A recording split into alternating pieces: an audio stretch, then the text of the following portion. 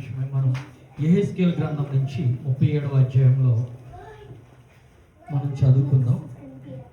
యెహెజ్కేలు గ్రంథము 37వ అధ్యాయం. మన దగ్గర బైబిల్ గ్రంథం ఉన్న వారు తీసినట్లయితే మనం చదివి 1 నుంచి 14వ వచనం వరకు.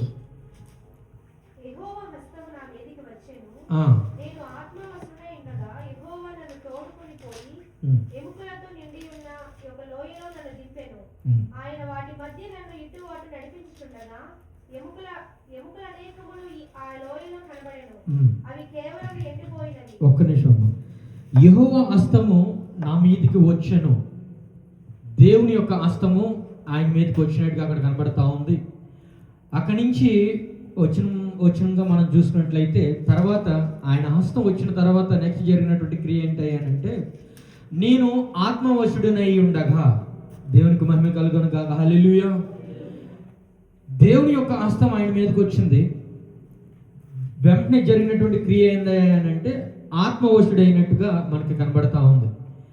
ఆత్మవశుడైనటువంటి తనను దేవుడు ఏ విధంగా వాడుకుని ఉన్నాడో, దాని తర్వాత ఏమైనటువంటి అద్భుత కార్యములు అక్కడ జరిగినాయి అనేటువంటి విషయాన్ని ఇక్కడ మనం గమనించవచ్చు.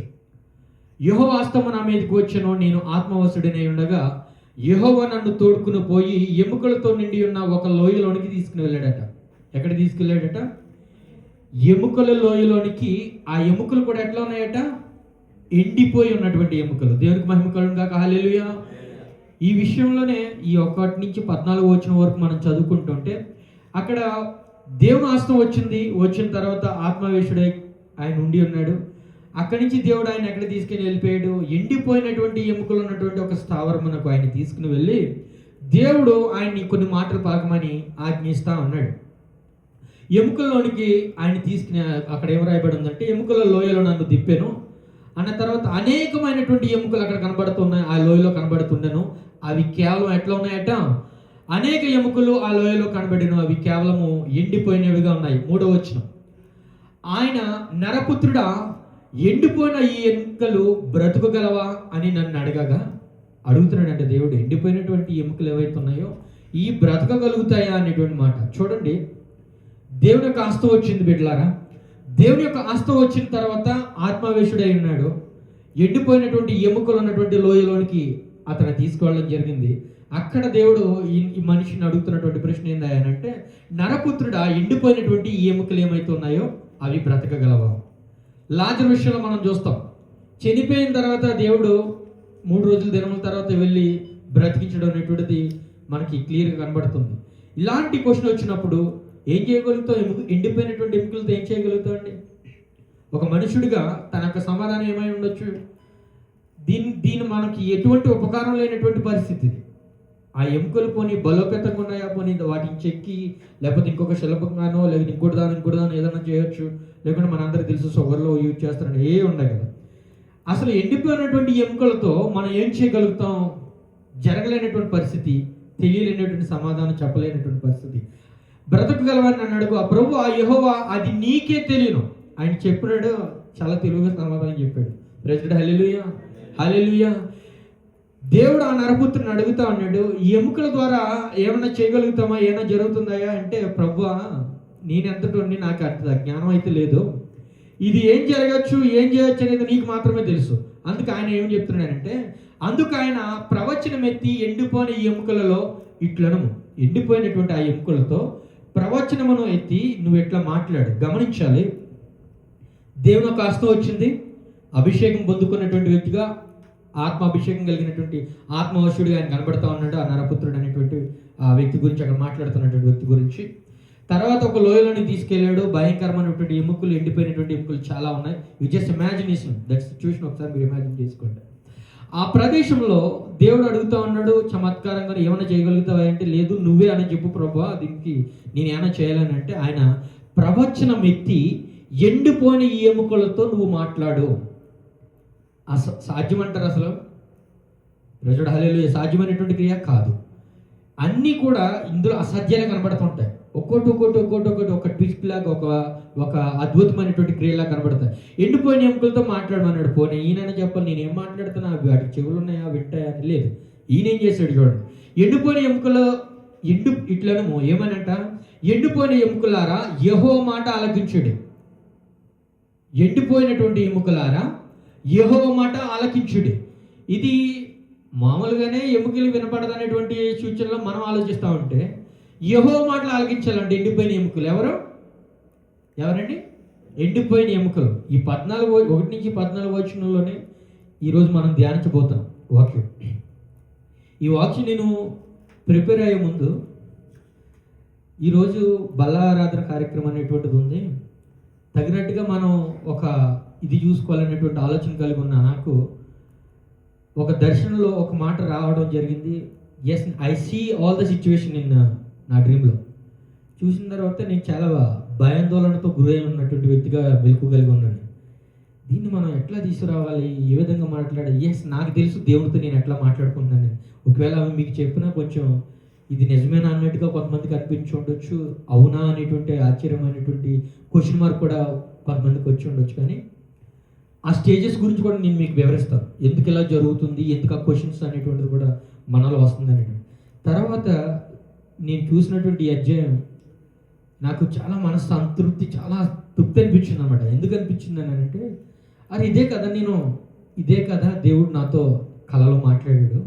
దీని నుంచి కొన్ని వచనాలు తీసుకొని మనం వివరించగలిగినట్లయితే అది దేవుని యొక్క ప్రణాళిక ఖచ్చితంగా అయి ఉంటుంది. తద్వారా దేవుడు బిడ్డలతో మాట్లాడే అవకాశం ఉంది. ఏమో ఎవరి యొక్క పరిస్థితిని బట్టి దేవుడు ఇది ప్రిపేర్ చేసి నన్ను సిద్ధం చేసి ఉంచున్నాడు నాకైతే తెలియదు. కానీ కాబట్టి చాలా శ్రద్ధగా మాటలు వినాలి, మీరు ఇమాజినేషన్ చేసుకోవాలి. అందుకే I repeated again and again. Praise Lord, hallelujah. ఈ ఎముకలు ప్రభువైన యెహోవా సెలవిచ్చినది ఏమనగా, మీరు బ్రతుకున్నట్లు మీలోనికి జీవాత్మను రప్పించుచున్నాడు. ప్రైజ్ లార్డ్, హల్లెలూయా. ఆ ఎండిపోయినటువంటి ఎముకలట బ్రతుకున్నట్టుగా జీవాత్మను రప్పిస్తున్నాడట. అలా అని ఎవరు చెప్తున్నాడు? దేవుడు ఈ విధంగా ఎవరి చేత చెప్పిస్తున్నాడు? ఎవరైతే మనిషి ఉన్నాడో ఆ మనిషి చేత చెప్పిస్తా ఉన్నాడు ఆయన. ఏమని? నువ్వు వెళ్ళు, ఆ ఎముకల దగ్గరికి వెళ్ళు, ఆ ఎముకలతో మాట్లాడు, యెహోవా మాట, దేవుని యొక్క మాట మీరు వినండి. విన్నటువంటి ఆ చెవులు కలిగినటువంటి ఆ ఎముకలతో నువ్వు మాట్లాడేటువంటి మాట, మొట్టమొదటి మాట ఏంటంటే, దేవుని యొక్క జీవాత్మను అందుకొనండి అనేటువంటి మాట తెలియపరచమని సెలవిచ్చున్నాడు. 6వ వచనంలో చూసినట్లయితే, చర్మము కప్పి మీకు నరములనిచ్చి మీ మీద మాంసము పొదిగి చర్మము మీ మీద కప్పెదను. ప్రైజ్ లార్డ్, హల్లెలూయా, హల్లెలూయా. ఒక ట్రాన్స్ఫర్మేషన్ జరుగుతుంది ఇక్కడ. ఎముక ఉంది, దానికి నరాలు కావాలి, స్కిన్ కావాలి, చర్మం కావాలి, మాంసం కావాలి. ఇవన్నీ కూడా క్లియర్గా ఒక ఇమాజినేషన్. ఇప్పుడు మీరు ఇమాజినేషన్ చేసుకోవచ్చు ఈ సిచ్యువేషన్ బట్టి. ఒక ఎముకలో ఉంది, వెంటనే ఇది వచ్చి అతికిపోయింది అనమాట. చూడండి, చర్మము కప్పి మీకు నరములనిచ్చి మీ మీద మాంసము పొదిగి చర్మము మీ మీద కప్పెదను, మీలో జీవాత్మనుంచగా మీరు బ్రతుకుదురు. దేవునికి మహిమ కలుగును గాక. హల్లెలూయా, హల్లెలూయా. ఇవన్నీ చేసిన తర్వాత మీలో ఎవరు ఉంచుతానంటున్నాడు? జీవాత్మను. ప్రైజ్ లార్డ్, హల్లెలూయా, హల్లెలూయా. జీవాత్మను మీలో ఉంచగా మీరు ఏమవుతారయ్యా అని అంటే, అప్పుడు మీరు బ్రతుకుతారు. అప్పుడు నేను యెహోవానై ఉన్నానని మీరు తెలుసుకుందరు. దేవునికి మహిమ కలుగును గాక. హల్లెలూయా. 7వ వచనం చూద్దాం. ఆయన నాకు ఇచ్చిన ఈ ఆజ్ఞ ప్రకారం నేను ప్రవచించుచుండగా గడగడమను ధ్వని ఒకటి పుట్టెను. ఆయన చెప్పాడు, ఈయన బిలీవ్ చేశాడు. బిలీవ్ చేయడం విషయంలో కూడా చూడండి, అందుకే అన్నాను అనమాట. బిలీవ్ చేయడానికి గల రీజన్ ఏదైనా ఉంటుందని నేను అనుకుంటున్నానంటే, నాకు ఆలోచన ప్రకారం ఇది అసాధ్యమైనటువంటి కార్యం అని ఆయనకు తెలుసు. ఎముకలతో మాట్లాడమా ప్రతి ఒక్కరిని, మనుషులు ఎవరిని అడిగి మిమ్మల్ని అడిగిన కూడా ఏమని చెప్తారు? మనం ఎముకలతో మాట్లాడడం అసాధ్యం, అవి మన మాట వినడం కూడా అసాధ్యం. దేవుడు అది చెప్పడం ఏంటి? దాన్ని అంతగా బిలీవ్ చేసి ఈయన మరలా ఎముకలతో మాట్లాడడం ఏమిటి? ఎందుకు అంతగా బిలీవ్ చేయగలిగాడయ్యానంటే, మొదట్లోనే ఒక కార్యం జరిగిపోయింది దీని మీద ఆల్రెడీ. ఏంటి ఆ కార్యం జరిగింది? దేవుని యొక్క హస్తం రాగానే ఆత్మవశుడై, ప్రైజ్ లార్డ్, హల్లెలూయా, హల్లెలూయా. ఆత్మవశుడైనటువంటి ఆ వ్యక్తి ఎట్లా అయిపోయినాడంటే, వాట్ ఎవర్, అప్పుడు అక్కడి నుంచి ఆయన డిసిషన్స్ లేవు, ఆయన నిర్ణయాలు లేవు, ఆయన యొక్క తలంపులు లేవు, ఆయన యొక్క ఆలోచనలు లేవు. దేవుడు ఏవైతే చెప్పినాడో దాన్ని నెరవేర్చడానికి మాత్రమే అక్కడ సంసిద్ధంగా ఉన్నటువంటి వ్యక్తిగా కనబడతా ఉన్నాడు. ప్రైజ్ లార్డ్, హల్లెలూయా, హల్లెలూయా. ఆత్మవేశుడైనటువంటి వ్యక్తికి ఉన్నటువంటి క్వాలిటీ ఏందయ్యాడంటే, దేవుడు చెప్పినటువంటి విషయం ఏదైతే ఉందో, దేవుడు చెప్పినటువంటి పని ఏదైతే ఉందో దాన్ని తూచా తప్పకుండా ఆయన చేస్తాడు. Praise Lord. Hallelujah, hallelujah. అలాంటి ఎముకలు లోయలోనికి తీసుకెళ్తేనే అంతెందుకు డైరెక్ట్గా కాదు, కళ్ళ చూపితే కూడా భయపడతాం మనం. Praise Lord. Hallelujah, hallelujah. ఎట్లా వెళ్ళగలిగాడు ఈ మనిషి? ఏ విధంగా చూడండి, ఆయన తీసుకెళ్ళిన ప్రదేశానికి వెళ్ళింది కూడా అదృశ్యమయంగానే కనబడతా ఉంది. ఒక గొయ్యి ఉంది, ఆ గొయ్యిలోనే ఎముకలు అన్నీ కలిపి అక్కడ వేలాడుతున్నాయా, లేకపోతే ముక్కలుగా ఒకే చోట ఉన్నాయా, లేకపోతే కాళ్ళు చేతులు ఒక మన స్కెలిటన్ చూస్తామా అటు రీతిగా ఉన్నాయా అని అనుకుంటే, యూ జస్ట్ ఇమాజిన్ అలాంటి ఒక ప్రదేశం ఉంది. అలాంటి ఒక ప్రదేశంలోనికి దేవుడు అద్భుత రీతికి వ్యక్తిని తీసుకెళ్ళగలిగాడు. ఈ పాయింట్లన్నీ మీరు చాలా నోట్ చేయాలి, తర్వాత మళ్ళీ మనం ముందు మాట్లాడుకోవాల్సి వస్తుంది. రెండవది, అద్భుత రీతిగా ప్రదేశంలోనికి ప్రవేశించడమే కాదు, మాట్లాడడం జరిగింది, నమ్మడం జరిగింది, తూచా తప్పకుండా ఆ కార్యక్రమాలన్నీ కూడా చేస్తా ఉన్నాడు. ఆయన నాకు ఇచ్చిన ఆజ్ఞ ప్రకారం నేను ప్రవచించుతుండగా గడగడమని ఒక ధ్వని ఒకటి పుట్టాను. అప్పుడు ఎముకలు ఒకదానితో ఒకటి కలిసిపోయాను. 8వ వచనం, నేను చూచుచుండగా నరములను మాంసములను వాటి మీదకి వచ్చినాయి. చూడండి, జస్ట్ కంటి ఎదురుగుండానే క్లియర్గా కనబడుతుంది ఆయనకి. నేను చూచుచుండగా నరములు మాంసం వాటి మీదకు వచ్చిన, వాటిపైన చర్మం కప్పాను. అయితే వాటిలో జీవాత్మ ఎంత మాత్రమో లేకుండా పోయాను. కానీ ఆయన ఏం సెలవిచ్చున్నాడు? జీవాత్మ నేను ఇస్తాను, మీరు బ్రతికేదను. నెక్స్ట్ 10. అప్పుడు ఆ నరపుత్రుడు జీవాత్మ వచ్చినట్లు ప్రవచించి ఇట్లనుము. జీవాత్మ ఎముకలు వచ్చినాయి, ఎముకలకు మాంసం, నరాలు, స్కిన్ మొత్తం అన్నీ కూడా కంప్లీట్ అయింది.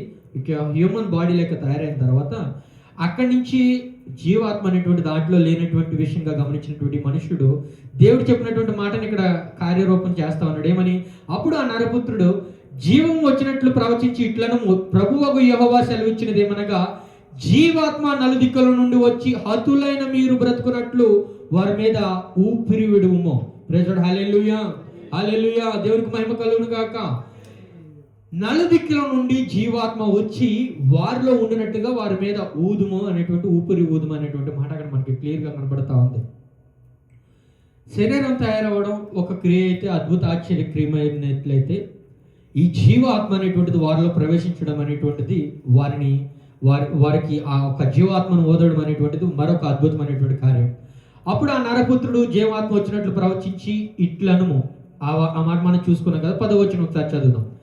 ఆయన నాకు ఆజ్ఞాపించినట్లు నేను ప్రవచింపగా, ఆయన ఆజ్ఞాపించేటట ఏమని? నీ నోటితో మాత్రమే పలుకు. ఇవన్నీ కూడా మనిషి ఒక అద్భుత రీతిగానో లేకపోతే తన చేతులతో తయారు చేయడమో మనకు తెలుసు కదా. ఆదికాండంలో దేవుడు మనుషులు తన స్వయంభూడై తన పోలికలు మనల్ని తయారు చేశాడు, ఒక మట్టి మొత్తం తీసుకొని. కానీ ఇక్కడ జరుగుతున్న క్రియ చూడండి, ఎముకలు ఎండిపోయి, జీవం లేదు, ప్రాణం ఏమీ లేదు. అలాంటి ఎముకలతో మాట్లాడి నరములు వచ్చినాయి, మాంసం వచ్చింది, చర్మం వచ్చింది. ఇప్పుడు మాటతోనే ఇవన్నీ జరుగుతాయి. ఈ మాట పలికేటువంటి వ్యక్తి ఎవరు?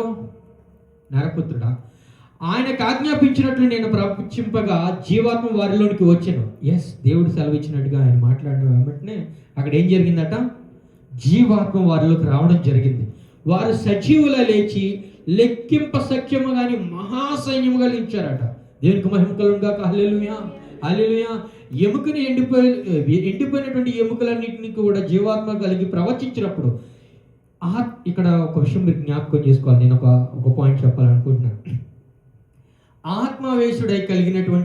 ఆత్మవేశుడిగా ఉన్నటువంటి ఈ వ్యక్తి యొక్క మాటకు ఉన్నటువంటి పవర్, దేవుడు ఇచ్చినటువంటి అధికారం. Praise Lord. Hallelujah, hallelujah.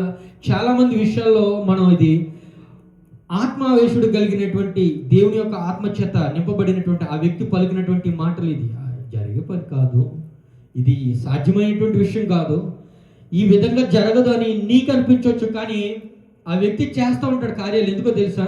ఆ వ్యక్తి వింటుంది నిన్ను కాదు, ఆ వ్యక్తి వింటుంది ఆ వ్యక్తి యొక్క నిర్ణయాలు కాదు, ఆ వ్యక్తి యొక్క నిర్ణయాలు, ఆ వ్యక్తి యొక్క ఆలోచన కాదు, దేవుని యొక్క స్వరము విని దానిని నెరవేర్పు మాత్రమే. Praise Lord. Hallelujah, hallelujah. ఇది అందరిలోని జరగదు. ఎందుకు జరగదు అని అంటే, నేను ఇంకా ఆ విషయాలు మీకు డీప్గా వివరిస్తాను.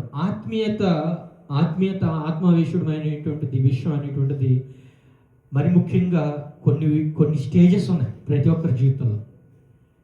ముఖ్యంగా మనం మాట్లాడుకున్నట్లయితే ఒక 5 స్టేజ్లు ఉంటాయి. ఈ 5 స్టేజ్లు ఏంటనేటువంటిది కూడా నేను మీకు వివరిస్తాను. కానీ ఈ 5th స్టేజ్ అనేటువంటిది ఏదైతే ఉందో, ఆ స్టేజ్లో ఉన్నటువంటి వ్యక్తే ఈ ఆత్మవేశం కలిగినటువంటి వ్యక్తి. అది రీచ్ అవ్వాలని అంటే అంత అసమస్య అయినటువంటి విషయం కాదు. ప్రతి వ్యక్తి కూడా ఆ స్థితికి వెళ్ళలేడు. తలకిందులుగా నువ్వు తపస్సును చేసి నేను దేవుడి దగ్గర నుంచి పొందుకుంటానని అని అనుకుంటున్నా కూడా ఇది జరగనటువంటి కార్యం. అన్లెస్ దేవుడు కృప చూపితే తప్ప. దేవునికి మహిమ కలుగును గాక. హల్లెలూయా, హల్లెలూయా. అలాంటి వ్యక్తులు లేరా? అలాంటి ఆత్మవశం కలిగినటువంటి వ్యక్తులు లేరంటే ఉన్నారు. వాళ్ళు కూడా చూపిస్తాను నేను తర్వాత. కానీ వారు అది ఏ విధంగా పొందుకున్నారనేటువంటిది కూడా చాలా ప్రాముఖ్యమైనటువంటి విషయం అన్నమాట. అయితే ఇక్కడ చూద్దాం. ఆయన నాకు ఆజ్ఞాపించినట్లు నేను ప్రవచింపగా జీవాత్మ వారిలోనికి వచ్చెను. వారు సజీవుల లేచి లెక్కింప సఖ్యము కానీ మహాసైన్యంగా నిలిచారు. దేవుని కొరకు నిలబడినటువంటి సైన్యంగా ఇక్కడ మనకు క్లియర్గా కనబడుతూ ఉంటుంది.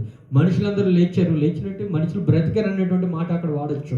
ఒక సైన్యముగా, ప్రెజడ్ హల్లెలూయా, ఒక సైన్యముగా వారు నిలిచారు.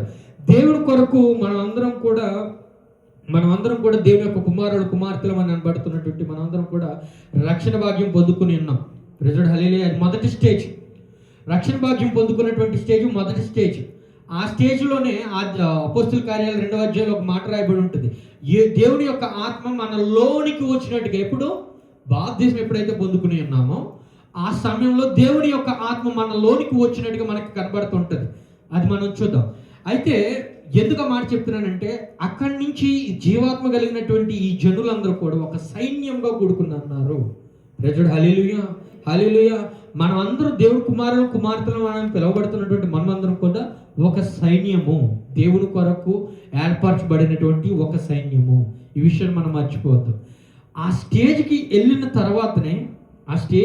తర్వాతనే అంతటి ఆత్మవేశులమైనటువంటి అలాంటి అభిషేకం పొందిన తర్వాతనే ఇలాంటి గూఢార్థమైనటువంటి విషయాలు మనకు అర్థమవుతాయి. లేకుంటే మనకు అర్థం కావు. ప్రైజ్ హల్లెలూయా. అంతవరకు మనం అనుకుంటాం కదా, అమ్మయ్య నేను రక్షణ పొందుకున్నాను, ఐ గాట్ ద టికెట్. ఎక్కడికి టికెట్ మీకు అర్థమైపోయి ఉంటుందా? ఐ గాట్ ద టికెట్, నాకు టికెట్ వచ్చేసింది కాబట్టి ఇక్కడ ఉన్నంత వరకు, బ్రతికేంత వరకు మాత్రం నాకు అది కావాలి, ఇది కావాలి, ఇది కావాలి, అది కావాలి, ఇవన్నీ కూడా నేను ఆయన దగ్గరనే పొందుకున్నాను. మళ్ళీ ఒక్కొక్క స్టాంప్ వేస్తాం దేవుడికి. నేను నా శక్తి వల్ల పొందుకున్నానని అనకుండా కూడా ఒక సింపుల్ స్టాంప్ ఏమి వేస్తామంటే దేవుడికి, ఎస్ దేవా నువ్వు ఇచ్చిన దాన్ని బట్టే కాబట్టి అని. లిటరల్లీ ఆ పర్పస్ కోసం నేను దేవుడు ఉంచాడని అనుకుంటే కనుక మోసపూరితమైనటువంటి జీవితం బ్రతుకుతున్నట్లు లెక్క.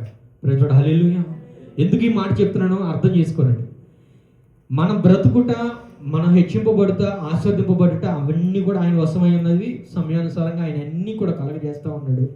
కానీ ఒక వ్యూహిత సైన్యముగా మనం తయారు చేయాలనుకున్నటువంటిది దేవుని పర్పస్ అనేటువంటి విషయాన్ని మర్చిపోకూడదు. అంతటి ఆత్మ పొందుకోగలగాలి అంటే అలాంటి భక్తి జీవితంలో మనం ఉన్నప్పుడు మాత్రమే అలాంటి విషయాలు మనకు అర్థం అవుతుంటాయి. లేకపోతే చిన్న మొదటి స్టేజ్ మనం చెప్పుకున్నాం కదా, ఆత్మ నీ లోనికి రావడం అనేటువంటిది ప్రతి ఒక్కరిలోనికి, రక్షణ పొందుకున్నటువంటి ప్రతి వ్యక్తిలోనికి ఆత్మ అనేటువంటిది వచ్చింది.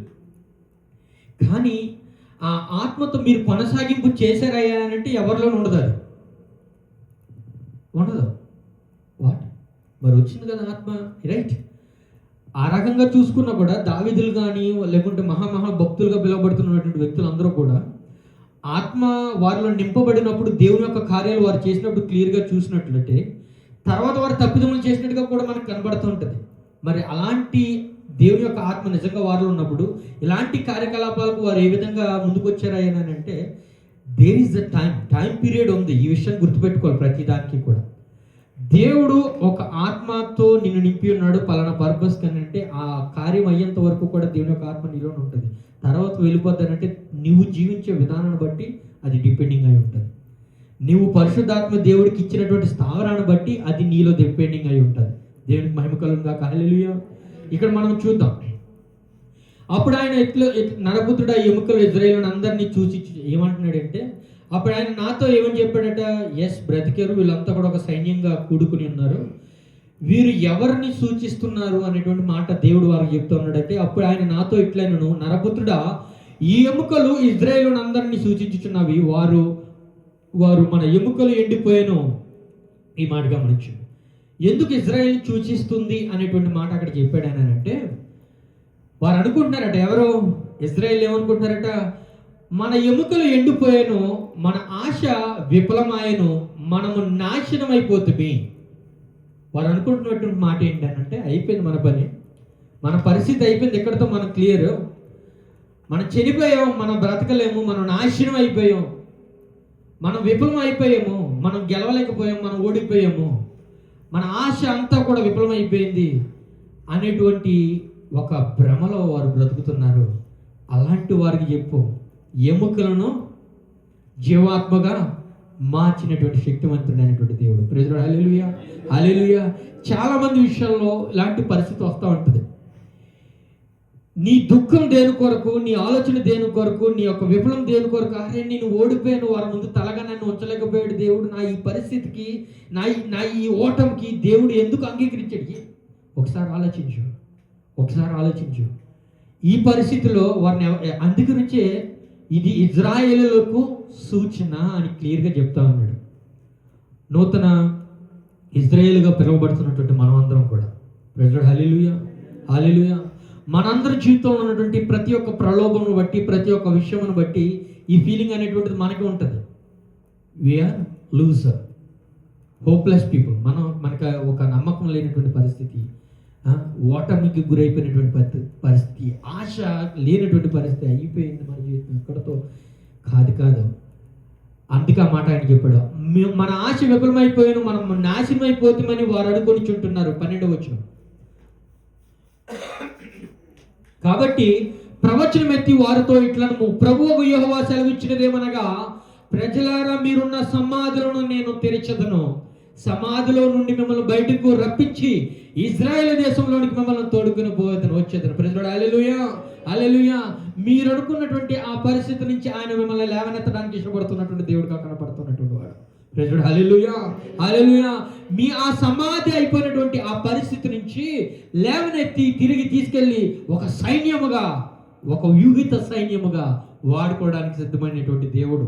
Praise Lord. Hallelujah, hallelujah. కాబట్టి ప్రవచనం ఎత్తి వార్తా మాట ఆయన చెప్పమన్నట్టుగా వారు చెప్పడం జరిగింది. 13వ వచనం చదువుకుందాం.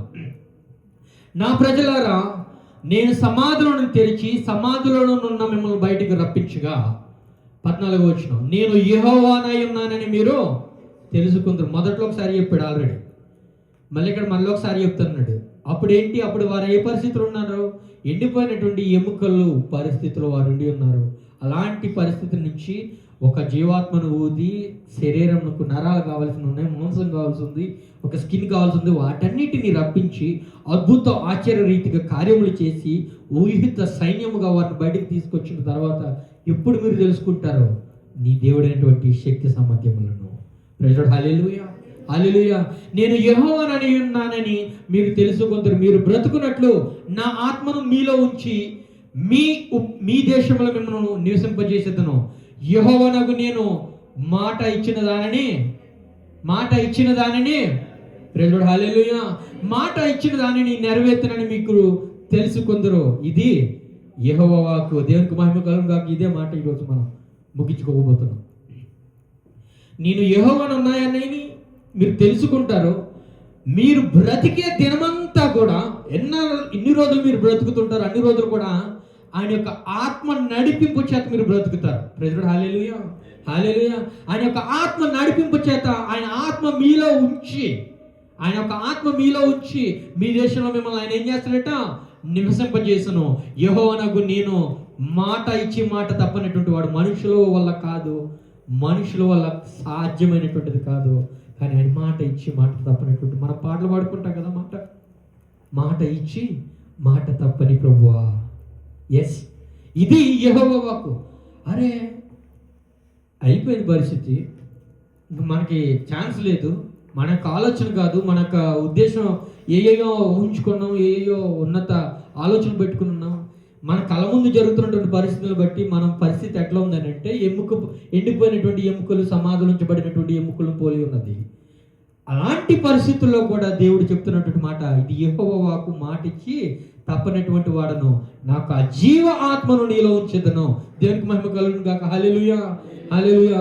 ఇది మెయిన్ వచనం. అయితే ఇందాక మనం అసలు ఇదంతా జరగడానికి ఫస్ట్లో లాస్ట్లో 2 విషయాలు బాగా గుర్తుపెట్టుకోవాలి.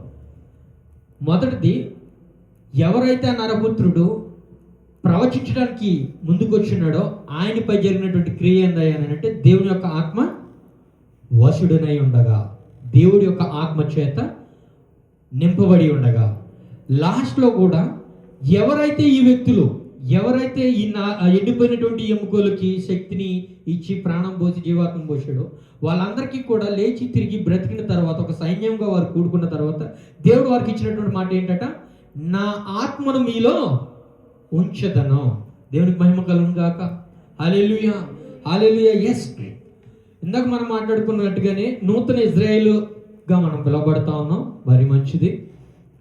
మనకి కూడా అలాంటి పరిస్థితులు ఉన్నప్పుడు దేవుడు మనల్ని అదే విధంగానే ఆదుకుంటాడు అనుకున్నాం. అది కూడా సమానమే. కానీ ఇక్కడ వచ్చిన క్వశ్చన్ ఏంటంటే, వారికి ఇచ్చినటువంటి ఆత్మ, వారు పొందుకున్నటువంటి ఆ ఆత్మ మనం పొందుకుని ఉన్నామా?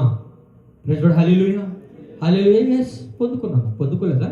అందరం బాప్తిసం తీసుకున్నటువంటి వ్యక్తులమే కాబట్టి మనం అందరం పొందుకున్నటువంటి వ్యక్తులమే. రైట్, ఇది మొదటి స్టేజ్ అని నేను అంటున్నాను. ఒకసారి ఆ మాట చూద్దాం. అపోస్తల కార్యాలు 2వ అధ్యాయం 38వ వచనం.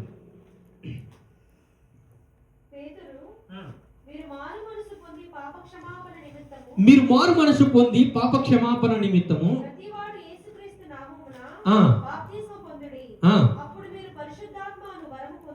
పరిశుద్ధాత్మ అనేటువంటి వరమును మీరు పొందుదురు. దేవునికి మహిమ కలుగును గాక. హల్లెలూయా, హల్లెలూయా. ఈ స్టేజ్ అందరిలో జరిగినటువంటిది.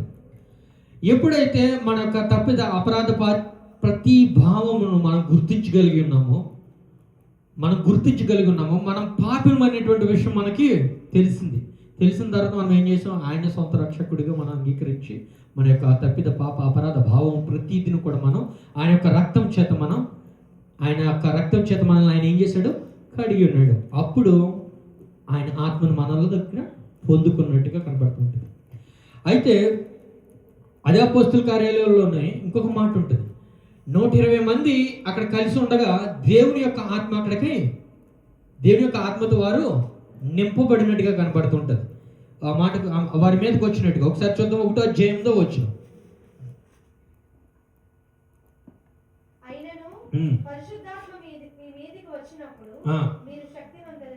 హల్లెలూయా.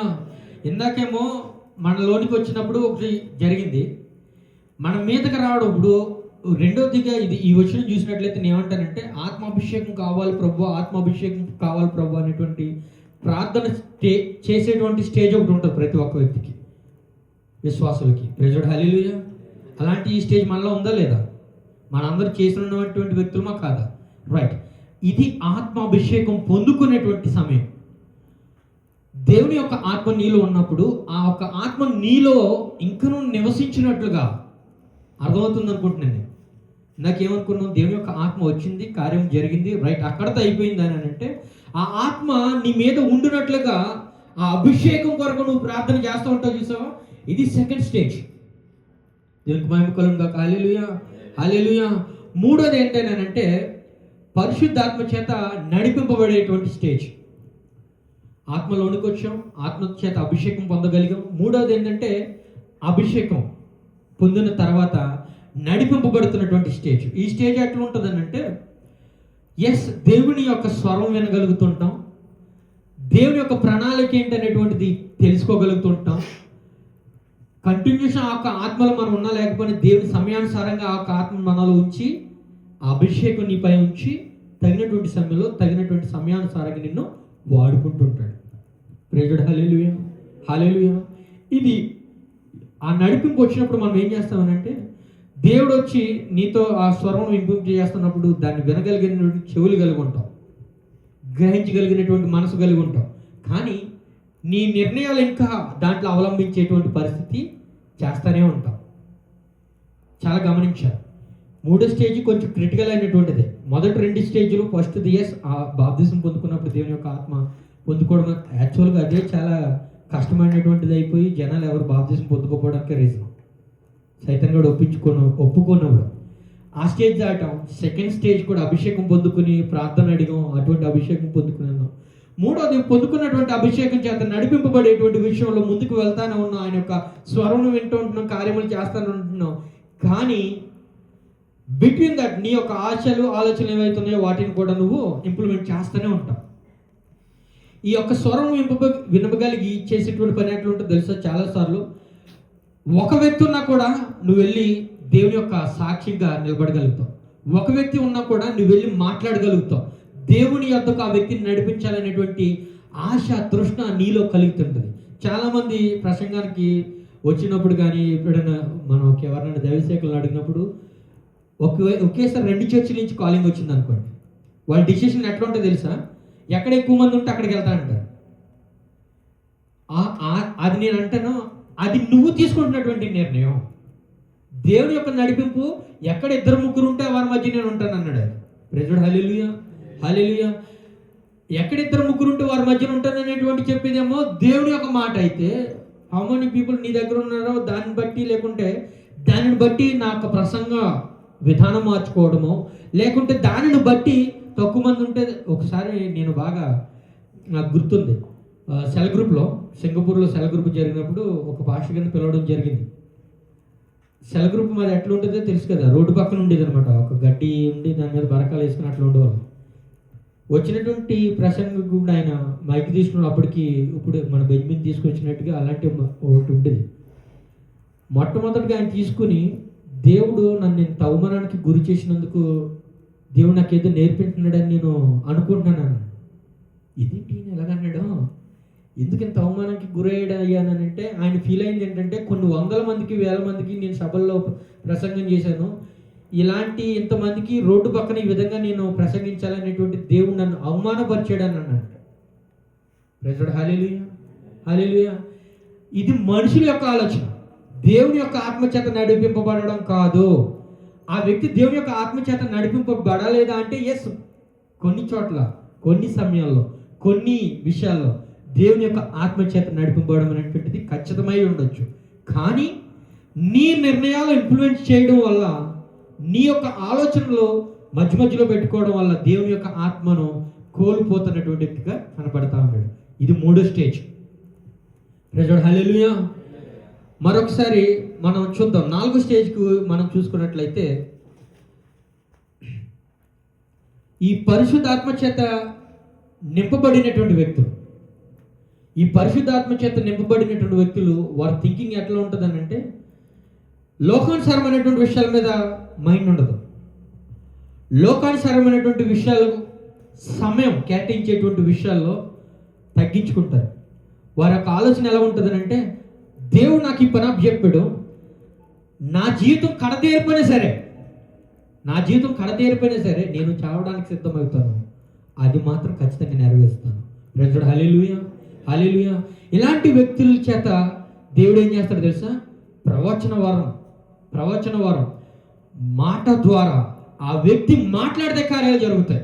ప్రైజ్ హల్లెలూయా, హల్లెలూయా. ఇది నిజమైన బ్రదర్ అంటే ఎస్, అదే కదా ఇప్పుడు జరిగింది. దేవుని యొక్క ఆత్మవశుడైన తర్వాత నువ్వు పోయి ఏం చెప్పాడైనా, నువ్వు పోయి ప్రవచించినట్లయితే అది జరుగుతుంది. దీనిని అర్థం చేసుకున్నటువంటి కొంతమంది ఆ ప్రవచన తీరునే మిస్లీడ్ చేసేటువంటి వ్యక్తులు కూడా ఉండి ఉన్నారు. ప్రైజ్ హల్లెలూయా, హల్లెలూయా. ఇది నేను చెప్పేటువంటి మాట ఏదైతే ఉందో ఇది దేవుని యొక్క ఆత్మ ద్వారానే పొందుకున్నాననేటువంటి ఒక పెద్ద అబద్ధం తీసుకొచ్చి మాట్లాడేటువంటి వ్యక్తులు లేకుండా లేరు, వారు కూడా ఉండి ఉన్నారు. కానీ ఇక్కడ నేను చెప్తుంది ఏంటంటే, ద 4th స్టేజ్ ఆఫ్ దేవుని యొక్క అభిషేకం, ఆత్మ అభిషేకం పొందుకున్నటువంటి వ్యక్తి యొక్క నాలుగవ విషయం అది ఎట్లా జరుగుతుందని అంటే, ఎలాంటి సిచ్యువేషన్ అనుకోండి, డూ ఆర్ డై అనేటువంటి పరిస్థితులు వచ్చినప్పుడు, మరి ముఖ్యంగా మనం గవర్నమెంట్ దగ్గర కానివ్వండి, చాలాసార్లు దేవుని యొక్క కార్యములు చేస్తున్నప్పుడు ఆటంకాలు ఎదురుస్తున్నప్పుడు నేను చావడానికైనా సిద్ధమే, అలాంటి నిర్ణయం తీసుకునేటువంటి కెపాసిటీకి వస్తారు. దానికోసం ఏదైనా సరే వదులుకోవడానికి కూడా సిద్ధపడిపోతారు. ఎందుకు తెలుసా? దేవుని యొక్క ఆత్మ చేత అతను మొదటిగా నీలో ఆత్మ వచ్చింది, ఆత్మను పొందుకోవడం అనేటువంటిది 2వ స్టేజ్. ఆత్మచేత నింపబడడం, ఆత్మచేత నడిపింపబడడం అనేటువంటిది ఈ 4వ స్టేజ్. ఆ ఆత్మచేత నడిపింపబడినటువంటి వ్యక్తి యొక్క ఆశ, ఆలోచన అంతా కూడా దేవుని యొక్క చిత్తం, ప్రణాళిక నెరవేర్చడం మాత్రమే. హల్లెలూయా, హల్లెలూయా. చెప్పండి కూడా దేవుని మహిమపడతామా? ఈ 4వ స్టేజ్లోకి వచ్చినటువంటి ఈ యొక్క ఆలోచన, వ్యక్తి యొక్క ఆలోచన ఎలా ఉంటుందంటే, దేవుని యొక్క చిత్తం, ప్రణాళిక ఏదైతుందో దానిని నెరవేర్చడం మాత్రమే. నాకు జీవితం మీద కానీ దేని మీద కానీ నాకు ఒక ఆశ, ఆలోచన ఏమీ లేదు. చూసారా, 1 by 1 వస్తుంది. ఈ 4వ స్టేజ్లో వచ్చినటువంటిది కొంచెం ప్రాముఖ్యమైనటువంటిది. ఇది అందరి వల్ల కూడా కాదు. దానికి రీజన్ ఏంటంటే, దేవుని చేత నింపబడి నడిపింపబడాలంటే హార్ట్ అనేటువంటిది చాలా క్లియర్గా ఉండాలి. నీ హృదయం అనేటువంటిది క్లియర్గా ఉండాలి. ఎంత క్లియర్గా ఉండాలంటే లోకానుసరమైనటువంటి ఆలోచన కానీ, తపనలు కానీ, తాపత్రయాలు కానీ నీలో ఏమీ లేకుండా క్లియర్గా ఉన్నప్పుడు దేవుని కొరకు ఆ హృదయాన్ని తెచ్చిపట్టుకుని ఉన్నప్పుడు ఆయన కార్యం చేయడం మొదలు పెడతా ఉంటాడు. అలాంటి వ్యక్తి 4 స్టేజ్లో ఉంటాడు. ఎప్పుడైతే లోకానుసరమైనటువంటి విషయాల గురించి ఆలోచించకుండా ఆ తలంపులు లేకుండా ఉన్నటువంటి వ్యక్తి ఏం చేస్తాడు చెప్పండి? వెనుకున్న మరిచి ముందున్నటువంటి వాటికే పరిగెడతాడు, పైన ఉన్న వాటికే ఆశ కలిగి ఉంటాడు. ప్రైజ్ హల్లెలూయా. దేవుని యొక్క రాజ్య వ్యాప్తి కొరకే ఆశ కలిగినటువంటి వ్యక్తిగా ఈ 4 స్టేజ్లో ఉన్నటువంటి వ్యక్తి కనబడతా ఉన్నాడు. రైట్, ఇప్పుడు ఫైనల్ స్టేజ్కి వద్దాం. ఆత్మవశుడై ఉన్నటువంటి వ్యక్తి. ప్రైజ్ హల్లెలూయా, హల్లెలూయా. ఈ ఆత్మవశుడై ఉన్నటువంటి వ్యక్తి యొక్క ఆలోచన విధానం ఎలా ఉంటుందంటే ఎంటీ. తన ఆలోచన నెరవేర్చడు. తనకు ఒక ఐడియా ఉండదు, ఒక ఆశ ఉండదు, ఒక నిర్దిష్టత ఏమి ఉండదు. పవర్ ఆన్ చేసినటువంటి బల్బు లెక్క, స్విచ్ ఆన్ చేస్తే పని చేస్తే లేకుంటే లేదు. దేవుడు తీసుకెళ్ళి పలానా పని నువ్వు చేయవయ్యా అని అంటే అదే చేస్తాడు. ఈ వ్యక్తికి దేవుడు ఇచ్చేటువంటి మరొక అద్భుత అవకాశం ఎట్లా ఉంటుందో తెలుసా? ప్రయాణం చేయగలిగినటువంటిది. నువ్వు కళ్ళు మూసి కళ్ళు తెరిచేలోగా కొన్ని ఇయర్స్ బ్యాక్ వెళ్ళిపోతావు, కొన్ని ఇయర్స్ ముందుకు వెళ్ళిపోతావు. నీ యొక్క ఆలోచన విధానం అంతా కూడా దేవుడు ఇది చెప్పాడు కదా అదే మాత్రమే చేసి రావడానికి మాత్రం ఇస్తావు. నీ యొక్క ఆశ, ఆలోచన, ఇన్ఫ్లుయెన్స్ ఏది కూడా అక్కడ పనిచేయదు. ఇది 5th స్టేజ్. అలాంటి వ్యక్తులు కూడా బైబిల్ గ్రంథంలో మనం చూసాం. ప్రైజ్ హల్లెలూయా. యోహాను గురించి మనం మాట్లాడుకున్నట్లయితే ప్రకటన గ్రంథంలో ఆ మాట రాయబడి ఉంటుంది. ఒకసారి చూద్దాం. ప్రకటన గ్రంథం 4వ అధ్యాయం 1వ వచనం.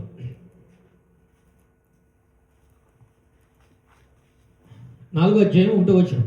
ఈ సంగతులు జరిగిన తరువాత నేను చూడగా అదిగో పరలోకమందు ఒక తలుపు తెరవబడి ఉండెను. ఈ సంగతులు జరిగిన తర్వాత నేను చూడగా అదిగో పరలోకమందు ఒక తలుపు తెరవబడి ఉండెను. మరియు నేను మొదట వినిన స్వరము బోరధ్వని వలె నాతో మాట్లాడగా వింటిని. ఆ మాట్లాడిన వాడు ఇక్కడికి ఎక్కినము, ఇక మీదట జరగవలసిన వాటిని నీకు కనపరచదను. ఇక్కడ చూసారా, ఆ మాట్లాడేటువంటి వ్యక్తి అంటాడట, నువ్వు ఇక్కడికి రా, ఇక్కడ జరగవలసినటువంటి సంగతులన్నీ నీకు తెలియజేస్తాను. నెక్స్ట్ వెంటనే నేను ఆత్మవశుడనైతిని. ప్రైజ్ లార్డ్, హల్లెలూయా, హల్లెలూయా. వెంటనే నేను ఆత్మవశుడనైతిని. ఆయన చెప్పాడు, స్వరం వినగలిగి ఉన్నాడు. రీజన్ అయితే చెప్తారు. 4th స్టేజ్లో ఉంటాడు. It's my knowledge of thinking అనుకోడు. ఆ 4th స్టేజ్లో ఆత్మతో నింపబడి ఉన్నటువంటి వ్యక్తి ఆత్మవేశుడుగానే. అప్పటి వరకు దేవుని యొక్క ఆత్మతో నింపబడినటువంటి వ్యక్తి కాకపోతే దేవుని యొక్క స్వరం వింటాడా? చెప్పండి, వింటాడా? వినడు. మరలా ఎందుకు ఆత్మవేశుడు అనేటువంటి మాట మరలా రాయబడింది? స్టేజెస్ డిఫరెంట్ అవుతున్నాయి. నీలో ఆత్మ పనిచేసేటువంటి కార్యములు, దేవుని యొక్క కార్యములు పనిచేసేటువంటి పరిస్థితి, విధానం డిఫరెంట్ అవుతుంటుంది. రీజన్, నువ్వు పొందుకున్నటువంటి ఆత్మ ప్రకారంగానే నీవు కార్యములు చేయడానికి సిద్ధంగా ఉంటావు. ఏ వ్యక్తి అయితే దేవుని చేత ఎన్ని పాలు ఆత్మ అభిషేకం పొందుకుని ఉంటాడు, ఏలియా వారి విషయంలో కూడా అదే జరుగుతుంది. నువ్వు పొందుకున్నటువంటి ఆత్మ అభిషేకంలో అట్లీస్ట్ 2% ఉన్నా కూడా నాకు, 2 పాలు ఉన్నా కూడా నాకు సరిపోతుంది. అంత ఆత్మతో నింపబడితే అంత కార్యము చేయగలుగుతాడు. అంతకు మించినటువంటి అభిషేకం పొందగలిగితే అంతకు మించి కార్యం చేయగలుగుతాడు. కానీ అది నువ్వు అడిగినటువంటిదో, నువ్వు పొందుకున్నటువంటిది కాదు. ఆయన కృప, అనుగ్రహం వలన మాత్రమే అది కలుగుతుంది. ఐ థింక్ మీకు అర్థమవుతుందని అనుకుంటున్నాను. ప్రైజ్ లార్డ్, హల్లెలూయా, హల్లెలూయా. ఇక్కడ మాట చెప్తున్నటువంటి మాట ఏంటంటే, వెంటనే నేను ఆత్మవశుడనైతిని, అదిగో పరలోకమందు ఒక సింహాసనం వేయబడి ఉండెను, సింహాసనమునందు ఒకడు ఆసీనుడై ఉన్నాడు. అక్కడి నుంచి ఎన్ని అద్భుత కార్యాలు చూస్తాడు. రాబోయే విషయాలన్నీ కూడా ఆయన గ్రహించగలుగుతాడు.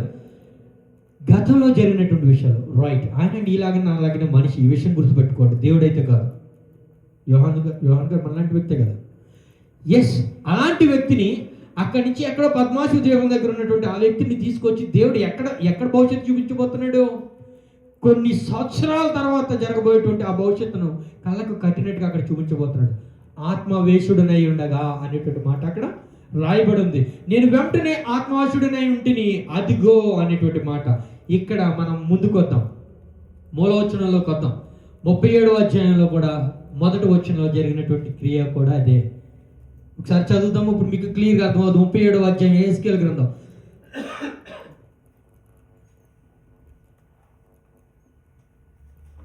యెహోవా హస్తము నా మీదకు వచ్చెను, నేను వెంటనే ఆత్మవశుడనై ఉండగా.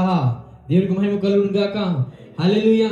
పూర్తి స్టేజ్ ఆఫ్ ఆత్మను పొందుకున్నటువంటి వ్యక్తి చేసినటువంటి అద్భుత కార్యం ఇది. ఈ విషయం మీకు వివరించడానికి ఆ ఆత్మ స్టేజెస్ గురించి మీకు వివరించడం జరిగింది. అలాంటి ఆత్మను పొందుకున్నటువంటి వ్యక్తి చేసినటువంటి కార్యం ఏంటయ్యా అని అంటే, ఎండిపోయినటువంటి ఎముకలను తీసుకొచ్చి ఆయన నోటి మాట ద్వారా ప్రవచించినట్లయితే గనక ఆ నరాలు వచ్చినాయి, మాంసం వచ్చింది, చర్మం వచ్చింది. ఎస్, దేవుని యొక్క జీవాత్మ కూడా వచ్చి నిలబడింది. ఆ ఆత్మ చేత నింపబడినటువంటి వారందరూ కూడా ఒక సైన్యంగా తయారై ఉన్నారు. ఆ సైన్యం అంతటికీ కూడా దేవుని యొక్క ఆత్మ చేత నింపబడి బ్రతికి ఉన్నటువంటి దినవలంతా కూడా ఒక వ్యక్తి పొందుకున్నాడు ఆత్మ. Praise Lord. Hallelujah, hallelujah. ఆ వ్యక్తి చేత నడిపింపబడుతున్నటువంటి జనాంగంగా, వ్యూహత సైన్యముగా వారు కనబడతాం, క్లియర్గా కనబడతా ఉంది. దేనికి మహిమ కలుగును గాక. హల్లెలూయా, హల్లెలూయా. ఈరోజు మీ ముందు చిన్నటువంటి ఈ విషయాల్లో 11వ వచనం కొద్దాం. అందులోనే 11వ వచనం ఒకసారి చూద్దాం. చదువు. అప్పుడు ఆయన నాతో ఎట్లైనను, నరపుత్రుడా, ఈ ఎముకలకు ఇజ్రాయేలునందరినీ సూచించుచున్నవి. వారు మన ఎముకలు ఎండిపోయాను, ఆశ విఫలమాయను, మనము నాశనమైపోతామే అని వారు అనుకొనిచున్నారు. అలాంటి ఎండిపోయినటువంటి పరిస్థితులు ఉన్నటువంటి వారికి పోయి చెప్పు. ఏమని? యెహోవా తన యొక్క జీవ ఆత్మను నీలో ఉంచబోతున్నాడు. నీవు బ్రతికి ఉన్నంతకాలం నిన్ను బ్రతికిస్తాడు. బ్రతికించినటువంటి ఆయన ఆత్మ నీలో ఉంచబోతున్నాడు. కార్యములు సాధకం చేయబోతున్నాడు. ఆత్మను పొందుకుంటే జరిగే కార్యాలు ఏంటో మనం చూసాం. ఆత్మను పొందుకున్నటువంటి వ్యక్తులు చేయబోయేటువంటి విధానాలు ఏ విధంగా ఉంటాయో చూసాం. వారి యొక్క స్టేజ్ జీవితంలో దేవుని యొక్క ఆత్మకు వారిచ్చినటువంటి స్థావరాన్ని బట్టి, వారి హృదయం వారు ఖాళీ చేసుకున్నటువంటి విధానాన్ని బట్టి దేవుడు మరింతగా అడిగినటువంటి ఆ యొక్క అభిషేకం కలిగినటువంటి వ్యక్తులు చేస్తున్నటువంటి కార్యం మనం క్లియర్గా చూస్తాం ఉన్నాం. ఎస్, మనందరం కూడా దేవుని యొక్క ఆత్మ అభిషేకం కలిగినటువంటి జనాంగమే. దేవుని యొక్క ఆత్మ నివసించడానికి అర్హత పొందుకున్నటువంటి జనాంగం మనం అంతా కూడా. Praise Lord. Hallelujah, hallelujah. ఆ అర్హత పొందుకున్నటువంటి నీవు దేవుని యొక్క ఆత్మను, ఎస్ ఇక్కడితో నాకు సరిపోతుంది ప్రభువా, నీ యొక్క అభిషేకం నాకు చాలు, నీ యొక్క రక్షణ పొందుకుని నాకు టికెట్ వచ్చేది సరిపోతుంది కాదు. ఆయన సైన్యముగా, ఆయన కొరకు ఉపయోగపడేటువంటి సైన్యంగా మనం తీర్చిదిద్దబడాలి. అందునిమిత్తమై ఆయన యొక్క ఆత్మనికి ఇవ్వడానికి సంసిద్ధంగా ఉన్నటువంటి దేవుణ్ణి నువ్వు అడగవలసినటువంటి కార్యం అది, నువ్వు పొందుకోవాల్సినటువంటి కార్యం అది. కానీ నువ్వు చేస్తున్నటువంటి విషయం ఏంటంటే, అది నా వల్ల కాదు. అక్కడ ఎండిపోయిన ఎముకలు చెప్తున్నాయి చూసావా, ఇది ఆశ నిరాశ అయిపోయింది, నా పరిస్థితి అయిపోయింది, ఇక్కడితోనే చాలు. లేదు, దేవునికి మహిమ కలుగుగా. చెప్పండి కూడా దేవునికి మహిమ కలుగుగా. దేవుని మహిమ పడతాం. హల్లెలూయా, హల్లెలూయా. ఎస్ ప్రభువా, ఇలాంటి ఆత్మాభిషేకం నాకు కావాలి. ఇలాంటి ఆత్మచేత నన్ను నీవు నింపాలి. నీ యొక్క ఆత్మవశుడైన నేను మాట్లాడుతున్నటువంటి మాట సత్యము కాదు, జరగలేనటువంటి అద్భుత కార్యం కూడా జరిగేటువంటి విధంగా ఉండాలి. చాలాసార్లు మనం మాటలు ఈ విషయాలు చూస్తాం. కొంతమంది వ్యక్తులు మాట్లాడుతున్నప్పుడు జరిగిపోతూ ఉంటాయి. కొంతమంది వ్యక్తులు మాట్లాడుతున్నప్పుడు సేవకులు మాటలు వచ్చి వారి దగ్గరికి వెళ్ళి మనం ప్రార్థించుకుంటాం. దేవుడు ఒక తలంపు వారి హృదయంలో పెడతాడు. ఆయన ఒక మాట చెప్తూ ఉంటాడు. డిసిషన్స్ తీసుకోలేనటువంటి మనం, అలాంటి ఆత్మను పొందుకోలేనటువంటి జనాంగంగా నిలబడినటువంటి కొంతమంది వ్యక్తులు ఏం చేస్తారంటే జడ్జ్మెంట్ పాస్ చేస్తారు. ఈజ్ ద ట్రూ అనేటువంటిది. ఎస్, దేవుని యొక్క ఆత్మను పొందుకోలేకపోతే ఇదే క్వశ్చన్ వస్తుంది, ఇది నిజమా అని సైతాన్ గడు వచ్చి అడిగినట్టు. Praise Lord. Hallelujah, hallelujah. దేవుని యొక్క ఆత్మను పొందుకునేటువంటి నీకు కనబడుతుంటుంది. దేవుడు నీతో మాట్లాడుతుంటున్నాడు. సత్యమును గుర్తెరిగినటువంటి వ్యక్తివు, అభిషేకం కలిగినటువంటి వ్యక్తి. నీ యొక్క ఆలోచన విధానం వేరు, నీ యొక్క ఆత్మ వేషము వేరు. అంతటి ఆత్మవశుడు అనేటువంటి నీవు ఆయన చేత, ఆయన నిర్ణయాలకు లోబడి, ఆయన యొక్క ప్రణాళిక, ఆయన యొక్క చిత్తం ఏదైతే ఉందో దాన్ని నెరవేర్చడానికి నువ్వు ఇష్టపడతావు. లేనటువంటి వ్యక్తితో ఉన్నటువంటి పరిస్థితులు వేరే ఉన్నాయి. Praise Lord. Hallelujah, hallelujah. కాబట్టి ఈ సమయంలో మీకు గుర్తు చేసినటువంటి విషయం ఏంటంటే, అలాంటి ఆత్మను పొందుకోవడానికి స్థావరంగా నా హృదయాన్ని దేవుడికి నేను ఇచ్చి ఉన్నాను. నేను ఒప్పుకుని ఉన్నాను. నా యొక్క పాప జీవితాన్ని, నాకు అపరాధ తప్పిద భావం, ప్రతి ఒక్క విషయాన్ని ఒప్పుకొని నా సొంత రక్షకునిగా ఆయన నేను అంగీకరించి ఉన్నాను. నేను పొందుకోలేకపోతున్నటువంటి ఆత్మ గల రీజన్ ఏంటంటే, నాకు ఆలోచన నిర్ణయ విషయాల వల్లనే అది జరుగుతుంది. కాదు ప్రభువా, ఇక్కడితో దీని అంతటిని సమాధి చేసేయి. Praise Lord. Hallelujah, hallelujah. సమాధి చేసి సమాధిలో నిలబడిపోయినటువంటి నా ఈ ఎముకలను తిరిగి నీ యొక్క జీవాత్మతో నింపు ప్రభు అని అడగాలి. Praise Lord. హల్లెలూయా. చేద్దామా ప్రార్థన చేసుకుందాం. ప్రతి ఒక్కరు కూడా ప్రార్థన చేసుకుందాం. మనం ఒక పాట పాడుకుంటుంటాం ఏమని, నాకిక ఆశలు లేవను కొనగా నాశ నీవైతివే, ఆశలు తీర్చితివే, నలు దిశలు నన్ను భయమావరింప నా పక్షమందుంటివే, నాకభయమీచితివే. హల్లెలూయా యేసునాథా, కృతజ్ఞత స్తుతులు నీకే. హల్లెలూయా